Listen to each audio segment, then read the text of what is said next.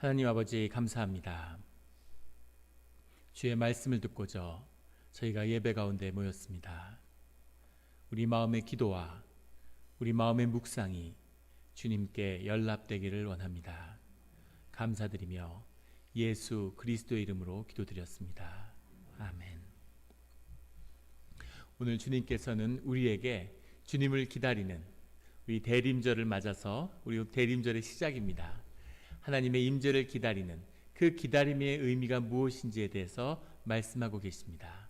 주 안에서 깊은 그 기다림의 신비를 깨달아 아는 이 예배의 시간이 되기를 주의 이름으로 축원합니다. 누군가를 기다린다고 하는 것은 쉬운 일이 아닙니다. 오늘 예레미야는 하나님을 기다리고 있죠. 늘 하나님을 기다리며 하나님의 말씀을 기다리며 살아가는 삶, 이 삶이 신앙의 중심에 있습니다. 또 우리는 항상 누군가를 기다리며 살아가고 있죠. 자녀들을 특히 이민의 가정에서 학교에 보내고 또 직장에 떠나보낸 부모님들은 추수감사절 또 크리스마스 주간을 맞아서 아이들이 돌아오는 것을 기다리며 살아가죠. 군대에 가본 분이라면 얼마나 절실하게 휴가와 제대를 기다리는 그 날들의 기억들이 있으실 겁니다. 감옥에 있는 재소자는 출소를 기다리겠죠. 사람들은 무언가를 기다리면서 소망을 품고 살아가고 있습니다. 그 기다림이라고 하는 것이 사람에게 주는 그 심령에 주는 그 마음속에 깊이 남기는 그 마음의 흔적이 있는 거죠. 그 기다림을 노래한 시를 한 편 나누려고 합니다. 우리가 잘 아는 김영랑 시인의 모란이 피기까지는 이라는 시입니다. 제가 낭독하겠습니다. 모란이 피기까지는 나는 아직 나의 봄을 기다리고 있을 테요.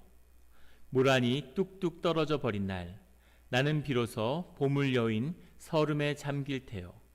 5월 어느 날 그 하루 무덥던 날 떨어져 누운 꽃잎마저 시들어 버리고는 천지의 모란은 자취도 없어지고 뻗쳐오르던 내 보람 서운케 무너졌느니 모란이 지고 말면 그뿐 내 한 해는 다 가고 말아 360날 한양 섭섭해 웁니다. 모란이 피기까지는 나는 아직 기다리고 있을 테요. 찬란한 슬픔의 봄을. 1년을 모란이 피기를 기다리고 있는 거죠. 그런데 그 모란이 피었을 때 그 기다리던 모란이 피어난 그 순간은 찬란한 슬픔의 봄이라고 시인은 고백하고 있습니다. 아름답게 핀 꽃, 1년을 기다렸지만 그 찬란한 순간은 곧 꽃이 질 거라는 슬픔의 순간인 거죠. 그 꽃이 지고 다시 꽃이 피기까지 다시 1년 360날을 간절히 기다린다는 겁니다.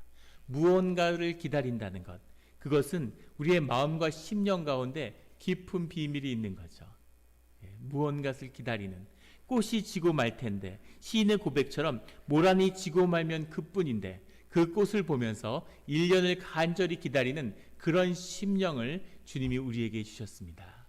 하나님의 형상이죠.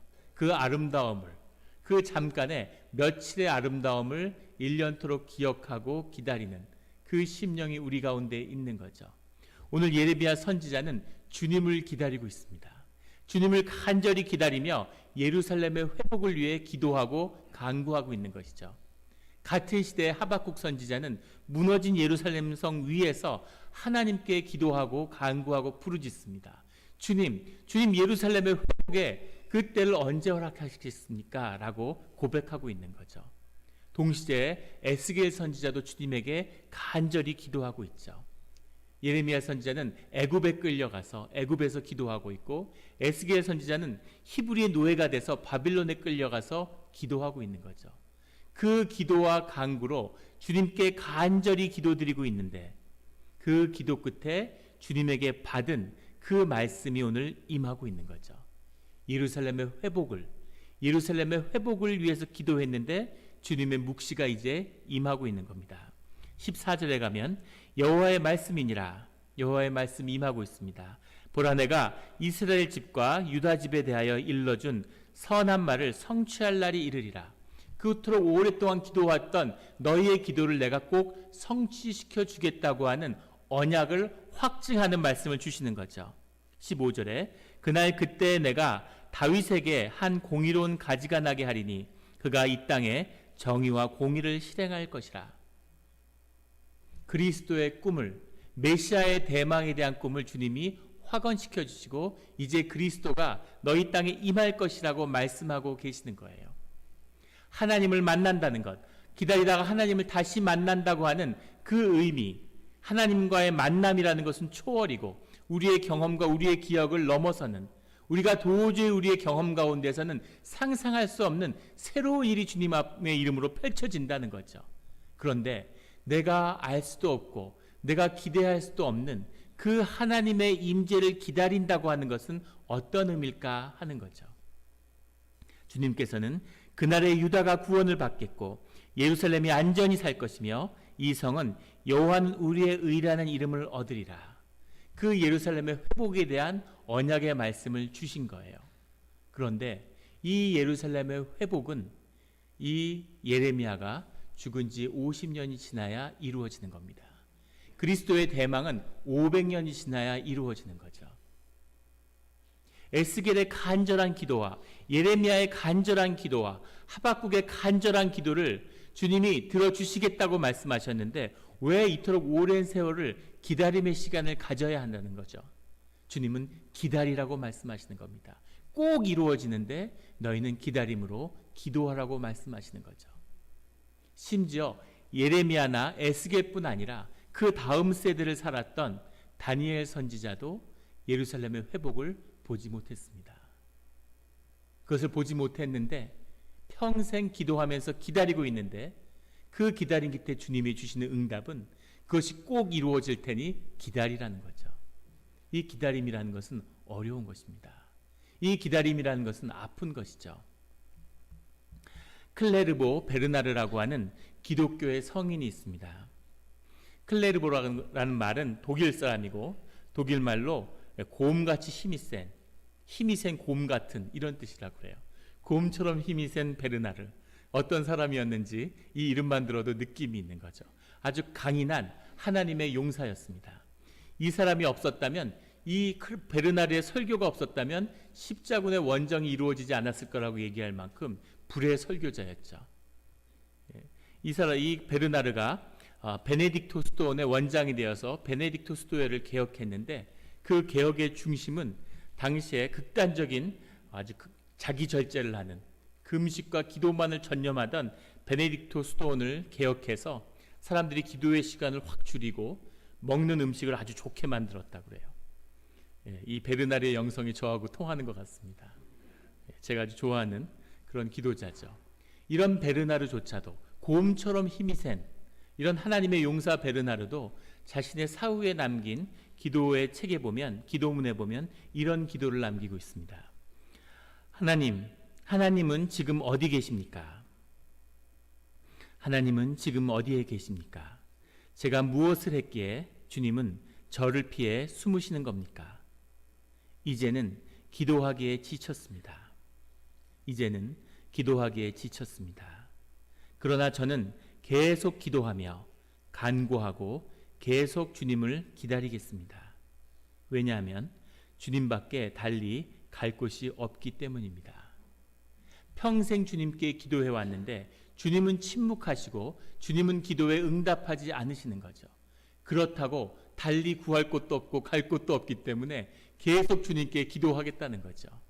왜 계속 기도하고 주님이 그 기도에 응답하실 거라면 왜 오랜 세월을 기다리며 그 기다림 때문에 이렇게 고통스러운 시간을 주의 자녀들에게 준비하고 계시는가 하는 것이 우리를 향한 도전이고 어려움인 겁니다. 왜 주님은 우리에게 기다리라고 말씀하시는 걸까? 캐롤라이나 리퍼 페퍼라고 하는, 캐롤라이나 리퍼 고추라고 하는 고추가 있답니다. 근데 이 고추가 얼마나 맵냐면 한국에서 가장 매운 청양고추의 200배 정도 맵다고 해요. 그래서 이 캐롤라이나 리퍼 고추를 가지고 실험을 하는 그런 다큐를 한번 봤는데, 과학 다큐를, 이걸 잘게 갈아가지고 쥐들한테 먹이는 겁니다. 불쌍한 쥐들. 이 고추를 갈아가지고 쥐가 좋아하는 음식하고 섞어서 이렇게 놔두는 거예요. 그럼 쥐들이 와가지고 그 실험용 쥐들이 그 리포그를 먹은 다음에 고추를 그 다음에 어떤 반응을 보이는가를 관찰하는 거죠. 인간이 그 고추를 먹으면 위경련을 일으키거나 구토를 하거나 식은땀을 흘리고 1년에 몇 명씩 미국 사람 중에서 이 고추를 잘못 먹고 죽는다고 합니다. 그렇게 무시무시한 고추인데 쥐들이 이 고추를 먹고 어떤가 하고 보는 거죠. 근데 쥐들이 이 고추를 다 먹고서 아무렇지가 않은 거예요. 그리고는 다 먹고 떠난 다음에 다시 돌아와서 그 남아있는 꼬다리 같은 것까지 전부 다 핥아먹습니다. 혀를 살짝 핥아가지고 모든 고추의 그 잔해까지 다 먹은 다음에 다시 떠나는 거죠. 그 고추를 먹은 생쥐가 어떻게 될까를 유심히 관찰하는데 생쥐는 멀쩡한 겁니다. 과학자들이라면 생쥐의 혀에는 8,000개의 미뢰가 있는데 인간이 가지는 미뢰와 거의 흡사하다고 그래요. fMRI라는 기계를 그 쥐의 뇌에다 연결해서 보면 그 미각 세포가 어떻게 반응하는지를 추적하는데 쥐도 인간과 똑같이 5가지 맛을 다 느낀다는 것을 뇌를 관찰하면서 알게 된 거죠. 그런데 이 실험의 목적은 왜 쥐가 인간이 먹으면 구토를 일으키고 고통을 일으키고 심지어 죽을 수도 있는 이것을 먹고 쥐는 왜 멀쩡한가 하는 거죠. 쥐는 왜 멀쩡할까? 매운맛을 다 느꼈을 텐데. 과학자들이 도달한 가설은 사람들이 느끼는 고통이라고 하는 것은 사실은 육신에서 오는 게 아니라 우리의 의식에서 오는 것이 아닌가 하는 거죠. 사람들을 고통스럽게 하고 구토를 일으키고 기절시키는 목숨을 잃게 만드는 것이 의식의 작용 때문이라는 겁니다. 매운 고추 때문이 아니라 우리의 의식에는 우리의 정신에는 무언가 신비가 들어있는 거죠. 하나님의 형상에는 우리의 정신이 가지는 깊은 비밀이 들어있는 겁니다. 그것이 우리의 기다림과 관련이 있는 게 아닐까 하는 거죠. 예전에 제가 한국에서 수도원에 있을 때 우리 수도원에 원장님 어머님 노 권사님이 같이 사셨는데 그 권사님 나이가 그때 90세가 넘으셨어요. 근데 권사님이 경건 생활이란 무엇인가 하는 걸 보여주시는 거죠. 나이가 드셨는데 먹고 잠자는 시간을 제외하고는 늘 앉아서 성경 필사를 하시는 겁니다. 가끔씩 눈이 아프면 눈을 감고 성경을 암송하시거나 구절을 아니면 손으로 붓펜을 들고서 청성스럽게 성경책을 쓰세요. 1년 내내 시간만 있으면 쓰시는 겁니다. 그리고 가끔 풍금을 치면서 찬송을 부르시거나 평생을 반주자로 살아오셨기 때문에 교회 풍금을 치면서 찬송을 부르시거나 그거 외에는 아무것도 하지 않으시는 겁니다. 그 성경책을 필사하는데 그 성경책을 한 권 받았어야 되는데 그걸 받으려고 줄 쓴 사람이 너무 많아서 그걸 못 받은 것이 평생의 후회가 되는, 그걸 쓰시다가 기억이 나면 또 옆에다가 기도문을 쓰시고, 근데 그 성경을 기억하시는데 그것을 생각으로는 기억하지 못하지만 의식으로는 기억하지 못하지만 뇌가 힘을 잃어가니까 손은 기억하는 거죠. 손으로 그것을 기억해서 쫙 쓰시는 거예요. 이 권사님이 항상 쾌활하고 6.25를 걷고 평북의 의주에서 월남하셨는데 정말 말씀을 들어보면 정말 가슴이 아파서 뭐라 말할 수 없는 그런 아픈 가족의 그런 히스토리를 갖고 계신 분이죠. 늘 기분이 좋고 쾌활하세요. 모든 사람들을 행복하게 만들고 화목의 사도죠. 절 보면 항상 칭찬하고 누굴 봐도 칭찬하시지만 무슨 말을 하면 항상 꼬롬꼬롬 하고 이렇게 반응을 해주시고, 교회에서 돌아오면은 야, 조 형제 정말 교회에서 멀리서 보니까 기가 막히더구만 이러면서 어떻게 이렇게 풍채가 좋아 이렇게 얘기하시는, 목소리를 들으니까 조 형제는 하나님이 목사를 만들려고 만드셨구먼 이렇게 얘기를 합니다. 늘 아주 뭐 기가 막히구만 꼬롬꼬롬 이렇게 말씀하세요. 그런데 그 노 권사님이 어느 날 눈길에 넘어져서 고관절을 다치신 거예요. 고관절에 금이 갔는데 병원에서 수술을 거부하는 겁니다. 수술은 간단한데 마취를 견딜 수 없다는 거죠. 마취를 하면 깨어나실 수 없기 때문에 수술을 할 수 없다고 얘기하는 거예요. 그런데 권사님이 수술을 받다 죽어도 좋으니까 수술을 하겠다고 하시는 거죠. 그래서 변호사를 들여다가 서류를 이만큼을 한 움큼에다가 계속 사인을 하고 서류를 작성해서 수술을 받으셨어요. 그래서 깨어나고 건강히 지금 100세가 넘었는데 104세가 돼서도 건강히 잘 살고 계십니다. 그런데 이 권사님에게는 수술을 받고도 살아야 하는 이유가 있는 거죠. 왜? 그 죽음을 무릅쓴 수술을 감내하면서도 더 살아야 할 이유, 더 기도해야 할 이유가 무엇인가? 의주에서 6.25가 나서 남으로 월남을 하는데 막내 아들을 잃어버린 겁니다. 잃어버린 게 아니라 정확히 얘기하면 세 딸과 큰 아들을 데리고 월남을 하러 내려오는데, 그런데 마지막 막내가 4살 난 아들인데 걔를 데리고는 도저히 피난을 갈 수가 없는 거죠. 어떻게 할까 고민하다가 할아버지 할머니에게 막내 아들을 맡기고 내려오신 거예요. 근데 그게 막내 아들과 마지막이 된 겁니다. 6.25가 끝나고 가족끼리 다시는 볼 수 없게 되리라고는 상상도 못 하신 거죠.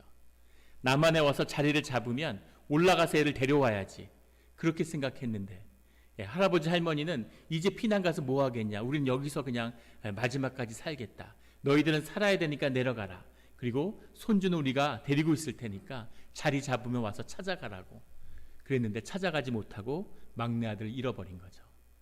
평생 막내 아들을 생각하고 얼마나 보고 싶었겠어요. 그렇게 살아오신 겁니다. 그런데 어느 날 그 잃어버렸던 아들에게서 편지가 온 거죠. 편지가 왔는데 편지가 오고 답장을 하니까 계속 편지가 오는 거예요. 편지를 이만큼 싸서 편지를 보여주시는 겁니다. 아들은 의사가 돼가지고 평양에 살고 있는데 아주 잘 살고 있다는 내용이죠. 근데 권사님 그 편지를 보여주시면서 그 참 이상하지, 그거 참 이상하지 이러시면서, 어떻게 해서 김일성이가 월남 가족인데 이렇게 잘해줬을까? 저 형제 이걸 봐. 그럼 편지에 전부 다 김일성이가 이렇게 잘해주고 그게 너무너무 고맙다는 내용만 써 있잖아. 그래서 어떻게 김일성이가 이렇게 월남 가족을 잘해줬지? 이렇게 얘기하시는 거예요. 제가 그 얘기를 듣다가, 권사님, 해외에 보내는 편지니까 전부 다 검열을 하고 그러니까 그렇게 써야만 됐던 거 아닐까요? 그렇게 얘기를 한 거죠. 갑자기 그 화나던 얼굴이 갑자기 어두워지는 겁니다. 그리고 손을 약간 떠시는 거예요. 순간 제가 아차 싶었죠. 괜한 말을 했구나. 그래서 제가 다시, 세상에 의사를 귀하게 여기지 않는 사회가 어디 있습니까? 실력 있고 아주 귀한 의사니까 북한에서도 잘해준 거겠죠. 필요하니까. 그러니까 다시 얼굴이 환해지면서 꼬럼꼬럼 그러면서 이거 봐 이러면서 잘해줬대잖아, 이렇게 잘해줬대잖아, 이렇게 얘기하시는 거죠. 아들을 보기 위해서 살아야 되고 그 다음에 100세가 가까운 나이에 캐나다로 이민을 해서 밴쿠버에 살고 계시는 거예요. 언젠가 북한으로 들어가서 아들을, 70이 넘은 아들을 만나야 되겠다, 이런 꿈을 갖고 살아가시는 거죠. 기다림이라고 하는 것, 무언가를 기다린다고 하는 것에는 비밀이 들어 있습니다. 우리의 마음 가운데 무언가를 소중히 기다린다고 하는 것에는 깊은 비밀이 들어있는 거죠. 차동엽 신부님이라고 하는 분이 쓰신 무지개 원리라는 책이 있습니다. 그 얘기에는 아주 재밌는 놀라운 이야기가 소개되어 있는데, 중국 광동성에 가면 대나무들을 키운다고 해요. 근데 그 대나무들이 얼마나 신기하냐면, 처음 심었을 때는 씨를 4년 동안 전혀 씨앗이 나타나지 않고 땅 속에 있다는 거예요.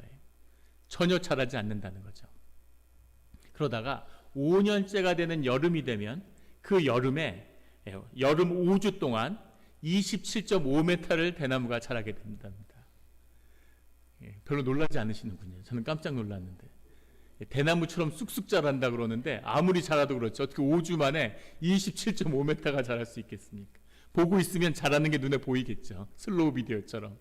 그렇게 5주 만에 30m 가까이 쑥 대나무가 자라버린다는 거예요. 4년 동안 씨도 안 보이던 것이. 그리고 그 신부님이 묻는 거죠. 이 대나무는 5주 동안 자랐습니까? 5년 동안 자랐습니까?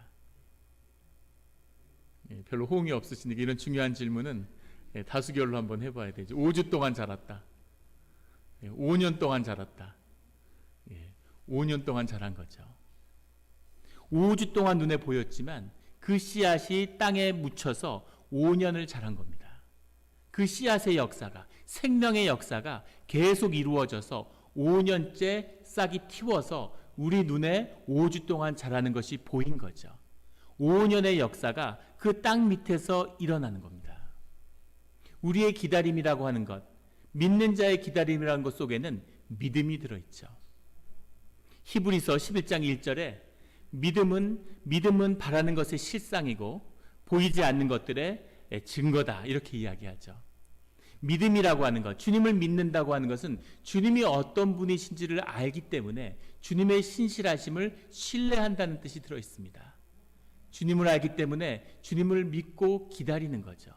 그 기다림의 씨앗이, 생명의 씨앗이, 하나님의 그 묵시의 씨앗이 우리의 심령 가운데 심기워져서 그것이 우리를 기다림으로 인도하는 거죠. 그 진정한 기다림이라는 것은 하나님의 그 약속의 씨앗이 우리의 현재에 심기워져 있다는 것을, 눈에 보이진 않지만 보이지 않는 그것이 자라나고 있다는 그 신비를 우리가 신뢰하고 믿는 것입니다. 그것을 믿기 때문에, 그것이 자라고 있다는 것을 알기 때문에 에스겔에게 하나님이 새로운 성전의 회복과 하나님의 나라에 대한 환상을 주시고 그것을 위해 기도케 하시는 거죠. 그것을 하나님이 반드시 이루시는 분이라는 것을, 에스겔의 기도 가운데 그것이 이루어져 가는 것임을 믿기 때문에 히브리의 노인 에스겔이 매일 주님 앞에 성전을 위해, 예배를 위해 기도를 드리는 거죠. 그렇게 예배가, 그렇게 하나님의 나라가, 그렇게 믿음이 자라가는 것이죠. 그 약속의 씨앗을 믿고 그것을 우리가 붙들 수 있기 때문에, 그 믿음이 있기 때문에 고통스러운 현실을 살아낼 수 있는 겁니다. 그것이 히브리의 노예에게 주어진 하나님의 묵시의 선물인 거죠. 그 믿음이, 그 기다림이, 그 힘이 현실의 고통과 매일 반복되는 삶의 일상에서 우리의 삶을 거룩하게, 우리의 삶을 빛나게, 그 안에 기도로 인해서, 그 안에 믿음으로 인해서 우리의 심령이 자라나게 하는 하나님의 뜻이 들어있는 거죠. 그 자라난 그릇에, 그 견고한 그릇에 하나님이 하늘의 축복을 채우시는 겁니다. 하박국 선지자에게 주님은 말씀을 주시죠. 하박국 2장 4절에 보면 의인은 믿음으로 말미암아 살리라. 이것이 무너진 예루살렘의 성벽 위에 누워있는, 성벽 위에서 부르짖고 있는 하박국에게 주님이 주신 묵시의 답입니다. 의인은 믿음으로 말미암아 사는 것이다. 그런데 그 말은 곧 믿는 자들은, 의인은 믿음에, 신뢰함으로, 그 기다림으로 말미암아 사는 것이라고 말씀하시는 거죠. 기다림의 힘이, 그 기다리고 기다리는, 주님을 기다리는 그 힘이 너희의 믿음이고 너희의 신앙이고 너희의 삶이고 너희의 축복의 그릇이고 너희가 영생을 누리의 모습이라는 그 뜻이 주님 안에 들어있는 거죠. 기다림은 고통스럽고 힘든 삶의 여정입니다. 하지만 보이지 않는 주님의 말씀의 씨앗을 품은 그 신비를 믿으며 이 기다림의 힘으로 신앙의 길을 열고 걸어가는 우리 성도님들이 되시기를 예수 그리스도의 이름으로 축원합니다. 같이 기도드리시겠습니다.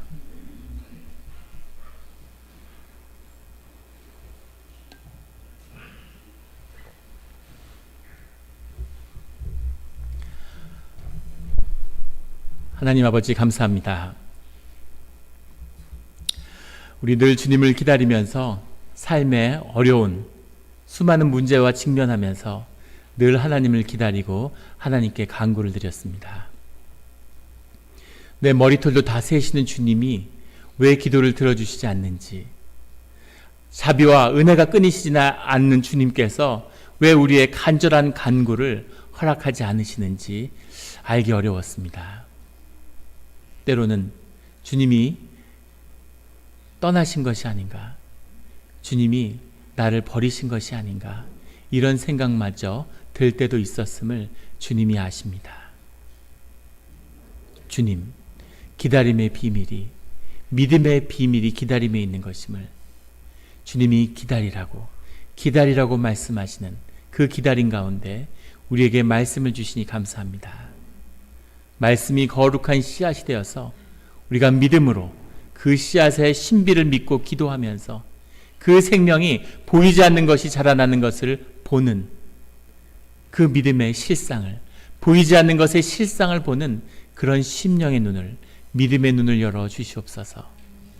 우리가 기다림으로, 우리가 그 고통을 참고 인내함으로 우리의 삶이 자라나서 정말 큰 생명의 나무가 되어서 영생을 누리는, 우리가 상상할 수 없는 큰 축복을 주님이 부어주시는 그것을 담을 수 있는 그릇이 되기를 원합니다. 그 그릇을 기다린 가운데 이루어 주시옵소서.